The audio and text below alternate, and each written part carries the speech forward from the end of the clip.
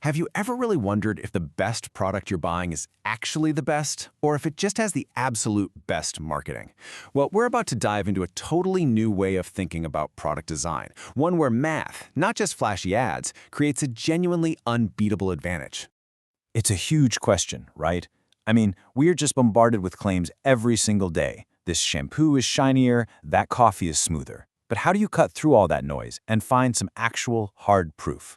How do we measure what better even means? So the usual playbook is to just show you what's in the bottle. You get this long list of premium ingredients, exotic extracts and all these pure compounds. They're basically showing you a box of puzzle pieces. And this analogy just hits the nail on the head. An ingredient list? It's just a static snapshot. It tells you what's in there, sure, but it tells you pretty much nothing about what the product does or how it performs over time. You're missing the entire story. This whole snapshot approach, it actually has a name. It's what we call the world of static claims. And as we're about to see, it is a fundamentally flawed way to understand what a product is really worth. So, what even is static intelligence? Well, it's all about capturing one single moment. Imagine a taste test where someone takes one little sip and just gives it a score. It tells you about that one sip, that 1 second, but it tells you absolutely nothing about the rest of the experience. And this whole way of doing things is incredibly fragile. First off, it's built on subjective feelings, which, let's be honest, can be all over the place. Second, and this is a huge deal for any business, if your only advantage is your ingredient list, any competitor can just waltz in and copy it. But the biggest problem? It only measures one isolated moment, completely ignoring the dynamic journey of how a product actually works in the real world. But what if we could go beyond that single photograph? What if we could actually film the entire movie? What if we could measure the whole story from start to finish? Well, this is where we step into the kinetic revolution. Kinetic intelligence is basically the polar opposite of static. It's not about what a product is, it's all about what a product does. It uses real, objective data and some pretty sophisticated math to map out performance from beginning to end. It's not a snapshot, it's the full motion picture. This slide just lays it out so clearly. On one side, you have these vague, subjective feelings that are super easy to copy. But on the other, you have objective data that creates a performance story that's totally unique. For a company, this is the entire game, moving from a product anyone can knock off to an experience that is mathematically one of a kind. Okay, so this all sounds great in theory, but what does it actually look like when the rubber meets the road? How does all this math turn into a better experience for you? Let's get into some real-world examples. Okay, let's start with taste. The old way is to just ask a few people for a simple rating. But the new kinetic method, it's way more advanced. It measures something called the bitterness decay rate, which, I know, is a super fancy way of saying it scientifically tracks how fast any bad aftertaste disappears. It's a mathematical way to prove a clean finish. And you can see the results right here. Look at the chart on the left. That's a typical product. It has an aftertaste that just kind of hangs around. But now look at the right. The kinetic formula gives you that great initial flavor and then boom, it vanishes, leaving a perfectly clean finish. This isn't just someone's opinion. It's a measured mathematical fact. All right, let's move on and see how this works for something else we all care about, energy. The static method is literally asking someone, do you feel energetic?